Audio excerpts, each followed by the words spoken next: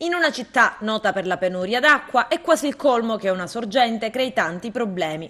Guardate, questa è la falda freatica, un punto di affioramento dell'acqua proveniente dalla zona alta del villaggio Mosè. Siamo ad Agrigento e questo è il Palacongressi, una struttura chiusa dall'autunno 2012, prima in gestione al comune, dal 2016 affidata dalla regione al Parco Valle dei Templi, che sta realizzando interventi di manutenzione per rendere fruibile l'immobile.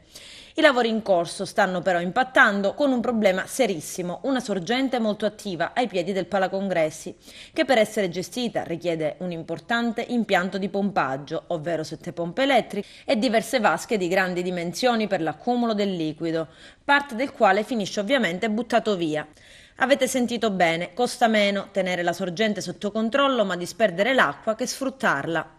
Cose da non andare a raccontare a chi convive con i rubinetti a secco. Ma il problema, per essere affrontato, richiederebbe progettualità e interventi economici e tecnici che vanno ben al di là di quello che è oggi nelle condizioni di fare il parco archeologico, che comunque ha solo il compito di gestire la manutenzione ordinaria e la successiva gestione altrettanto ordinaria e niente più.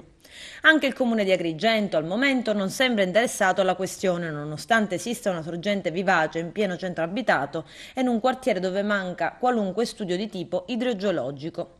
Neanche Girgenti Acque sembra provare interesse o entusiasmo.